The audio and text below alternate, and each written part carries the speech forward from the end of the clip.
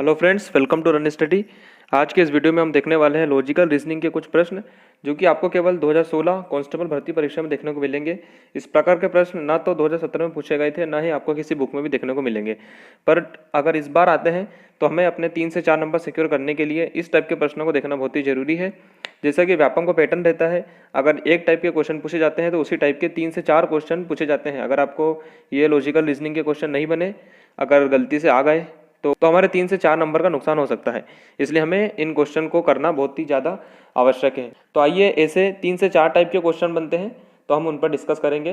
तो हम देखते हैं हमारा पहला टाइप, वह विकल्प चुनिए जो तर्क की दृष्टि से नीचे दिए गए कथन के समान है। मतलब ये जो कथन दिया हुआ है, अगर राम एक अभिनेता है तो सीता एक अभिनेत्री है, तो इस कथन के जैसा हमें लॉजिकल इक्विवेलेंट कथन चुनना है, मतलब जो तर्क की दृष्टि से इसके बिल्कुल समान हो। अगर राम एक अभिनेता है तो सीता एक अभिनेत्री है। तो देखिए, इस प्रकार के प्रश्न में आपको क्या करना है, सबसे पहले तो अगर कथन पॉजिटिव है तो इन्हें नेगेटिव करना है। जैसे अगर राम एक अभिनेता है तो सीता एक अभिनेत्री है, तो इसका नेगेटिव क्या हो जाएगा, राम एक अभिनेता नहीं है और सीता एक अभिनेत्री नहीं है। और जो अपन इसको 2 पार्ट में विभाजित कर लेंगे। जैसे पहला पार्ट क्या हो जाएगा, राम एक अभिनेता नहीं है, और दूसरा पार्ट हो जाएगा सीता एक अभिनेत्री नहीं है।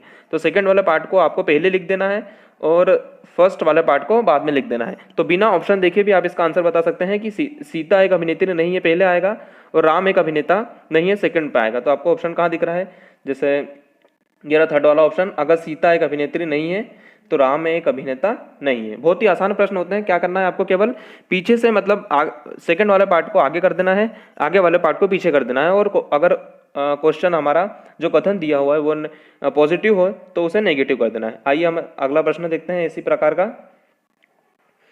जैसे हमारा दूसरा प्रश्न है, इसकी सबसे पहली लैंग्वेज तो आपको सेम ही मिलेगी कि यह वह विकल्प चुनिए जो तर्क की दृष्टि से दिए गए कथन के समान है। जैसे हमारा अब कथन क्या है, यदि गर्मी है तो हम एक एयर कंडीशनर खरीदते हैं। यदि गर्मी है तो हम एक एयर कंडीशनर खरीदते हैं। हमें प्रश्न से बिल्कुल लेना देना नहीं है कि गर्मी हो तो एयर कंडीशनर खरीदते हैं या नहीं खरीदते हैं। आपको इतना ज़्यादा सोचना नहीं है। आपको अपन को क्या करना है, पहले 2 पार्ट में विभाजित कर लेंगे। पहला पार्ट हो जाएगा यदि गर्मी है, और दूसरा पार्ट हो जाएगा तो हम एयर कंडीशनर खरीदते हैं। अब ये दोनों पॉजिटिव है तो इनको नेगेटिव कर दो। यदि गर्मी नहीं है तो हम एयर कंडीशनर नहीं खरीदते हैं। अब सेकंड वाला पार्ट आगे लिख देना है। जैसे अब इसमें कौन सा ऑप्शन दिख रहा है हमें, जैसे सेकंड ऑप्शन में दिख रहा है यदि हम एयर कंडीशनर नहीं खरीदते हैं तो गर्मी नहीं है। तो इसका आंसर क्या हो जाएगा, यदि हम एयर कंडीशनर नहीं खरीदते हैं तो गर्मी नहीं है। आगे प्रश्न देखते हैं, यदि आप बैच लगाए हुए हैं तो आप एक कप्तान हैं। तो इसका उत्तर क्या हो जाएगा, दोनों पॉजिटिव है। आपको आगे ऐसे भी क्वेश्चन मिलेंगे जो नेगेटिव दिए होने पर हमें पॉजिटिव करना पड़ता है, पर ये क्योंकि हमने जितने भी प्रश्न देखे उनमें दोनों पार्ट पॉजिटिव थे तो हमें दोनों को नेगेटिव करना बनता है। देखिए क्या है प्रश्न, यदि आप बैच लगाए हुए हैं तो इसका क्या हो जाएगा, बैच नहीं लगाए हुए हैं तो आप कप्तान हैं, तो आप एक कप्तान नहीं है, ऐसा।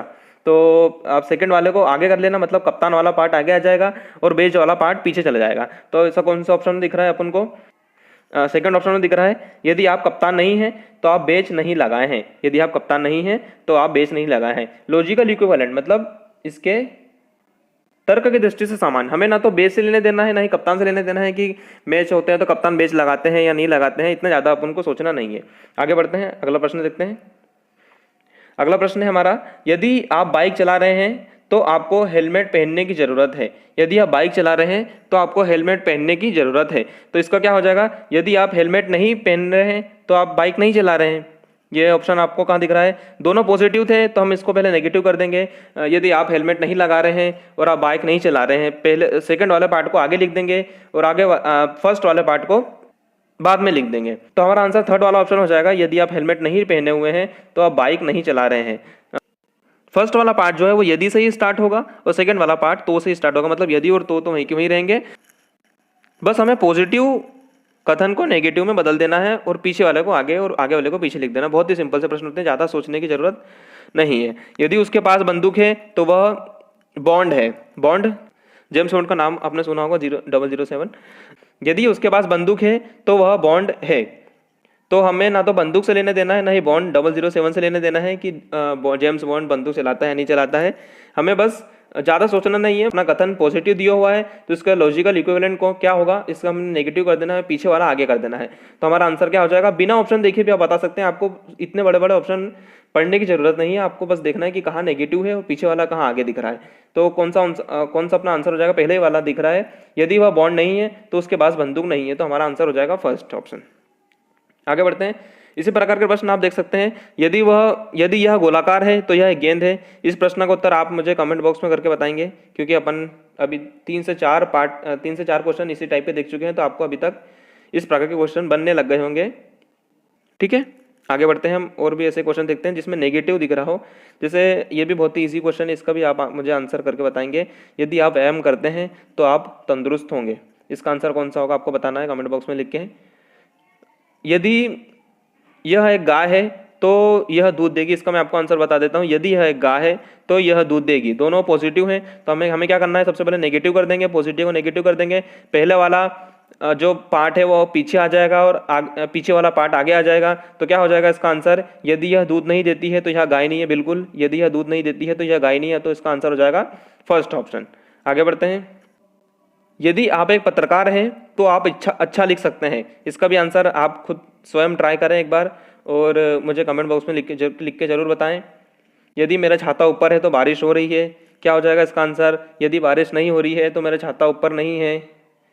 यदि बारिश नहीं हो रही है तो मेरा छाता ऊपर नहीं है। थर्ड वाला ऑप्शन। आपको ऑप्शन पढ़ना भी नहीं है, ना ही ज़्यादा इस पर ध्यान देना है, क्योंकि बड़े क्वेश्चन रहते हैं, पढ़ने में बहुत टाइम लगता है। आप कथन को देखिए किस प्रकार का प्रश्न है।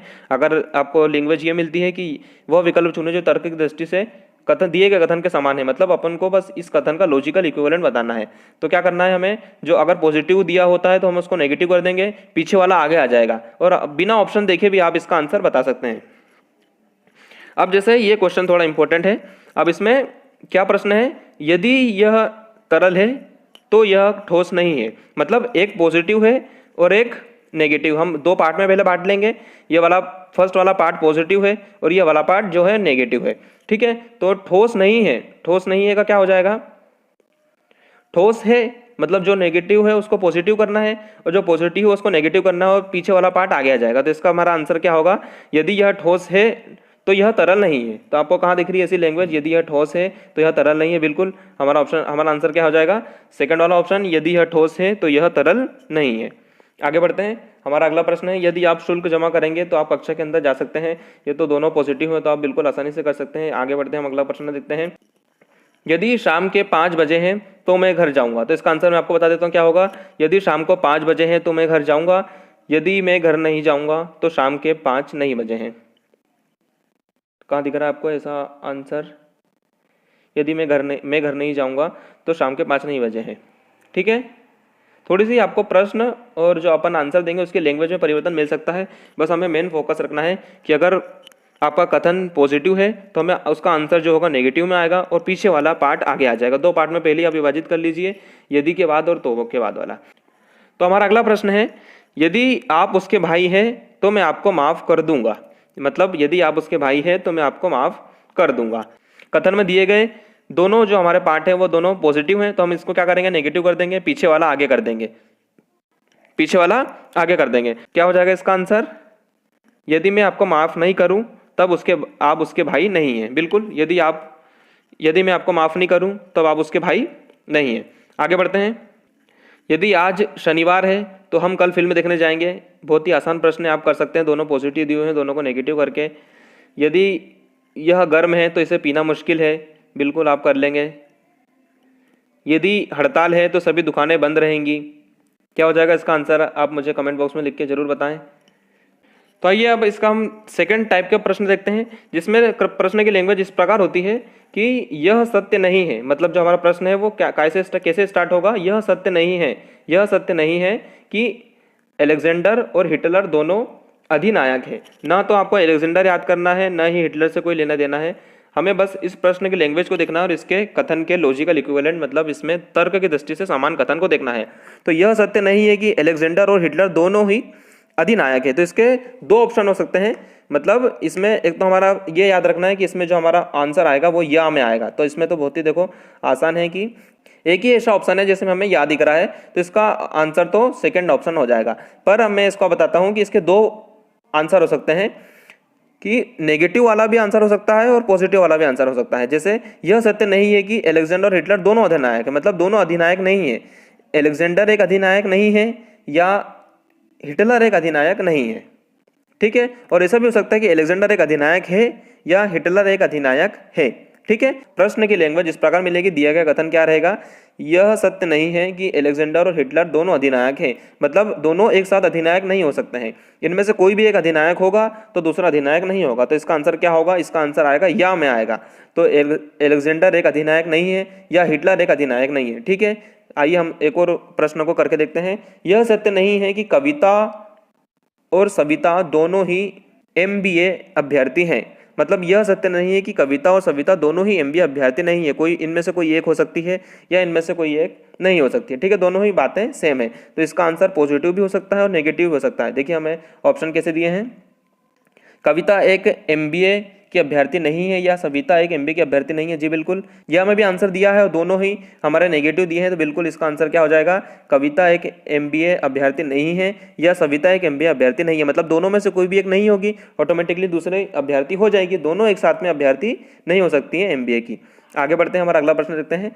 तो देखिए बहुत ही अच्छा प्रश्न है, इसमें आपको आंसर देके क्वेश्चन पूछा हुआ है, मतलब अपने क्वेश्चन की लैंग्वेज क्या रहती थी, यह सत्य नहीं से शुरू होता था। तो ये हमारा क्वेश्चन, हमारा प्रश्न ही ऐसे स्टार्ट हो रहा है, मार्क एक छात्र नहीं है और न ही बिल एक शिक्षक है। तो इसका हमारा आंसर क्या हो जाएगा, यह सत्य नहीं है कि मार्क एक छात्र है या बिल एक शिक्षक है। मतलब आपको दोनों साइड से याद रखना है कि क्वेश्चन कैसे भी प्रकार से बन सकता है, ठीक है। आगे बढ़ते हैं, हमारा अगला प्रश्न है, यह सत्य नहीं है कि कमल और विमल दोनों ही एथलीट है। तो आपको इस प्रश्न का उत्तर मुझे कमेंट बॉक्स में लिख के बताना है। आई होप आपको ये समझ में आ गया होगा। दो टाइप के प्रश्न हमने देखे, अब नेक्स्ट टाइप का जो प्रतिवाद वाले क्वेश्चन होते हैं वो हम अगले टाइप में देखेंगे। अगर वीडियो अच्छा लगा हो तो जरूर इसे लाइक कीजिए। इसी प्रकार के और वीडियो देखने के लिए चैनल को सब्सक्राइब कर लीजिए। 2016 के पेपर भी बहुत इंपॉर्टेंट है, उस 2016 के पेपर का कुछ अलग ही लेवल था उस टाइम पे जब पेपर हुए थे, तो मेरिट लिस्ट इसी कारण नहीं बनी थी। और अब तो अगर हमें सभी प्रकार से प्रिपेयर होकर चलना है, अगर ऐसे क्वेश्चन आते हैं तो हम इन्हें बिल्कुल करके आएँ। और अगर ऐसे प्रश्न एक भी क्वेश्चन आपको देखने को मिलता है तो इसी टाइप के 3-4 क्वेश्चन मिलेंगे। ये व्यापम के पेपर में होता ही है कि अगर ए टाइप के प्रश्न आते हैं तो वो लगातार 3-4 क्वेश्चन आते हैं। अगर आपको ऐसे प्रश्न नहीं बनते हैं तो आपके 3 से 4 नंबर का नुकसान हो सकता है, ठीक है। तो हम मिलते हैं नेक्स्ट वीडियो में।